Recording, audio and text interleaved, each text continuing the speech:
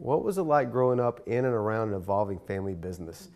Honestly, until I was about 14, it was no different than any other childhood. I biked around the neighborhood. I played baseball in the cul-de-sac growing up. It was no different, but until that one fateful day when I was 14 and Dad comes into the living room and he says, "What are you doing today?" And instead of me saying, cutting the grass or, cleaning out the gutters, I said, "I don't know." He goes, "Go get dressed, you're coming to work." And that was the last time I didn't work on a Saturday. And besides college, but other than that, it was entertaining. But other than that, it's just, you just come in, you work, you get it done. It becomes part of your blood, part of you. So it's honestly, until that moment, it was no different. And I just had a job and it was nice. I just did this like I did in college. You know what I did? I read it 5 minutes before I started, and then I came up with the answer, kick it out. You could talk about how awesome it was growing up with me. Well, you weren't there for a lot of it.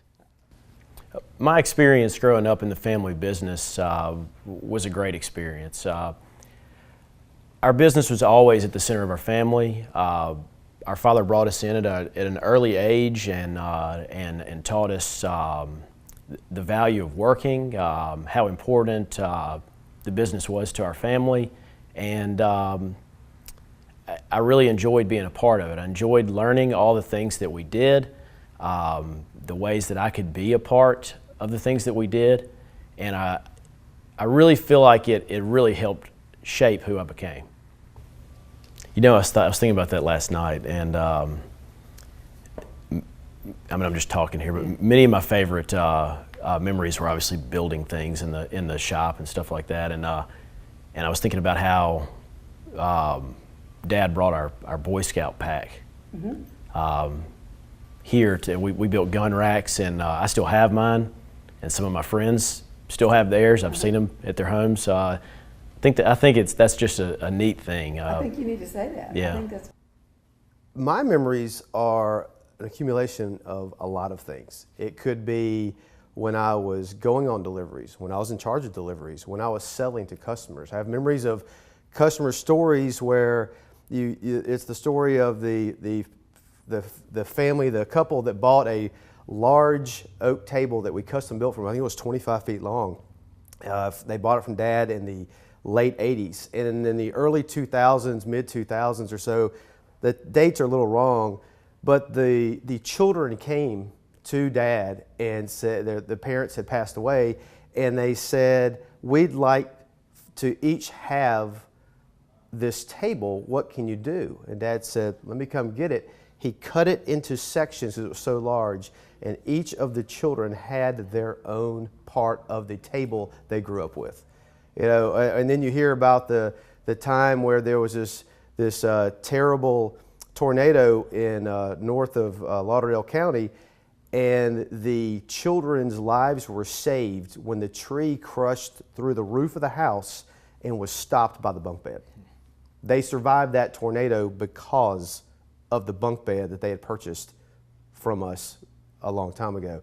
Then you hear about the time where one of the TV stations had burned down, and a customer was driving by, saw the charred table that they had purchased from us. The gentleman picked it up, put it in the back of his truck, took us back to his own house, sanded it down, refinished it, and used it for another 20 years.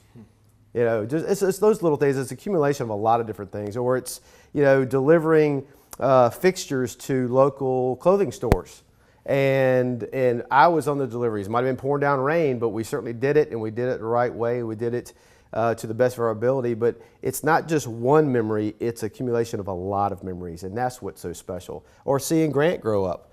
Grant was, Grant was born after our third year. That tells you how old he is. He's really old. But to watching him come up, and with us being 10 years apart, it's really, that is a memory in itself, seeing Grant develop as from a baby brother to a little brother to a brother who's now a full-blown adult and a very important part of this business. Because his best man... It was very good. His best man couldn't make it. And so he came the next day. He came the next day. Well, excuse me. He couldn't make the rehearsal dinner. And so the night before, my wife says, Well, what are you going to say? I go, well, I don't know. She goes, no, you need to write something down because she's a school teacher. She wants all this stuff. So you need to write something down. And I said, well, I just don't. If I think about it too much, I'll get nervous. So I get up there and I stand up and I have no idea what I'm going to say. And I get up and I said, so my wife asked me last night. He's getting this on camera. What I was, careful. yeah. Well, there are a lot of people there. My wife asked me last night what I was gonna say, and I sat there and I go, I don't know. So here we are. I said, so rule number one, don't do what your wife says. Do what you want to do. Dad? Growing the business was always a goal. I never would have dreamed that it would have grown to what it has today and what the future holds. We're really excited about it. The most important part of us growing our business was when Grant came home, period. If it wasn't for Grant, we never would have expanded like we have because of his drive, which he gets from Dad. Whereas I'm like Mom, Grant's like Dad, and it's a perfect team. It's meant a lot to me to come back home and continue to grow our business. I knew I wanted to do this from a very young age. I can remember in elementary school, the teacher would ask the class what they wanted to be when they grew up. I can remember my friends saying things like doctor, lawyer, policeman, fireman, and I can remember saying furniture retailer, which is seemed silly in the first grade, but our business has always been a really big part of our family and all of our lives, and I knew I wanted to do this, and it's really been a great journey so far, and I can't wait to see what the next page is going to be. So what does the future hold for Woodstock? If you're not planning for what's to come, then you're going to be dying in business. Things we have planned are exciting. I look forward to what's going to happen, but most importantly, what I look forward to is between me and Grant, we have 6 children. I have 4 children, Grant has 2. We'd hope to see them come back to be in the business one day, but to me, they are the future of our business. It is up to them what they'd like to do, but each one of them, both of my boys, who are one's 20 and one's 17, have worked starting at 13, 14 years old. They started working in the warehouse as we both did. My 20-year-old, when he comes home from college, he actually works in sales now, and he's fantastic. So they have a taste of our business in 2 different aspects, but they also enjoy working in our business as we did. And to me, that is the most important future of our business. I'm excited to see all of our kids come into the business as well. Some or all. Any of them we can get would be very excited. My 2 kids, I think about a lot. They're my 2 sons. They're 4 and 6. Obviously, a long time before we see them here. But in addition to them wanting to be race car drivers and ninjas, they do say that they want to come to work at Woodstock with Daddy, and really nothing excites me more than that. I can remember walking into this building when it was being built, and it was big and wide open. 89, you were 7. So, yeah, I was gonna say 7 or 8. And I can remember looking across what seemed like this giant building and seeing the hole in the ceiling that was going to be the back stairway from upstairs, and just being amazed at how giant it seemed. And it was neat seeing everything. Do you remember being on done. that piece of construction equipment? I don't remember that. You were telling me about the picture, but I'm sure I always enjoyed things like that, equipment and such, so I'm sure I did that. And I can remember when we built the first warehouse, I can remember the drive to that being put in right down the road from here on Highway 39. And as a kid, those were some really neat things, seeing all that being built. The thing is, What I remember most is when I was sick and we couldn't afford for Mom to not be at work, and Dad certainly couldn't be at work. And so I'd be sick, but not so sick to where I couldn't sit in the chair at the old store.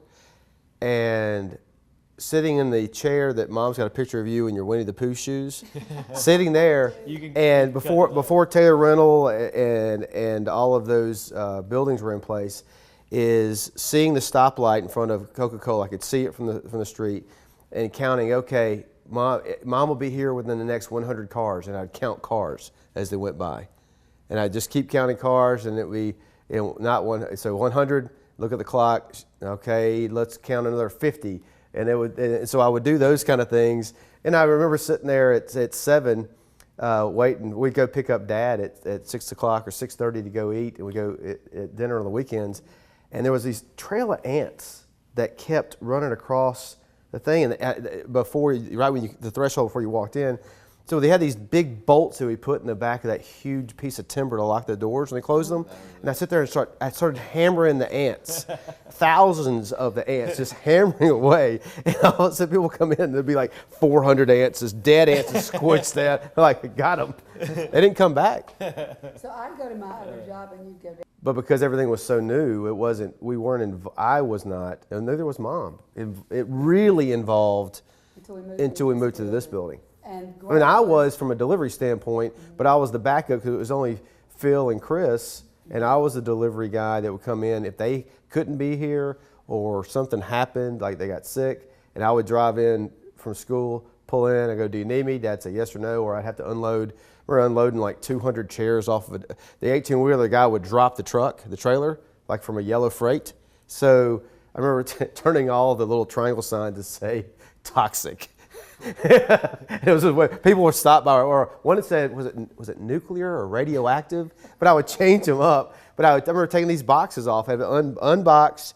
It was 200 chairs, so I'd take the box, throw the box in the parking lot, and I'd put them off to the side. I remember going in and going, I'm done. Dad'd say, well, you got to go up, take them upstairs and stack them.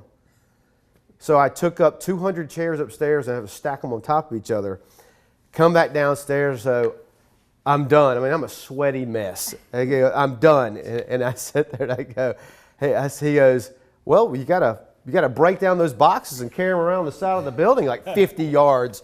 And I'm sitting there going, oh, like it's all I could do not to lose my religion. So I go in and I break all the boxes. I dragged them all the way around the corner. And from what I thought was going to take 30 minutes, ended up taking about 4.5 hours. And of course, I was just livid, but I did it. And it was done. It was, golly, I forgot about that. Dad started me working first. I was 11, and I'm pretty sure it was during the summer break, and he started having me clean the showroom.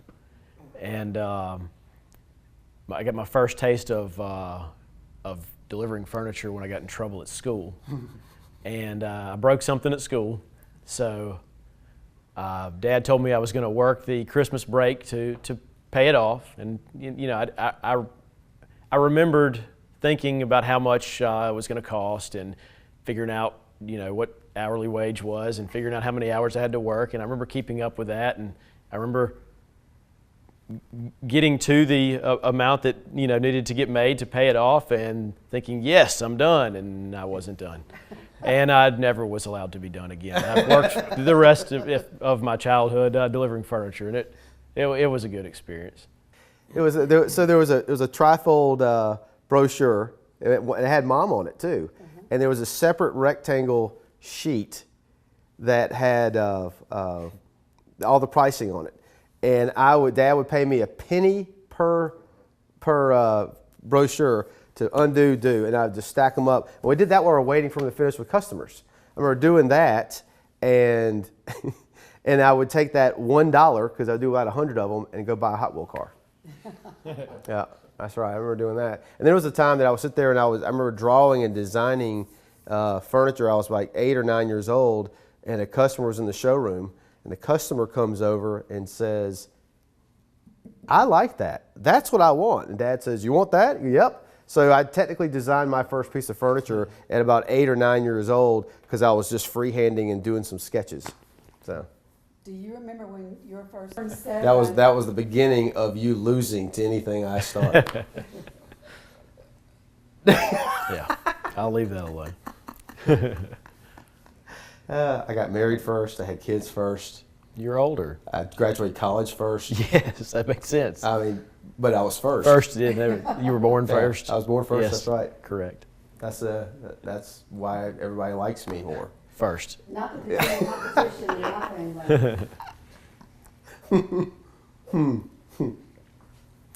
family.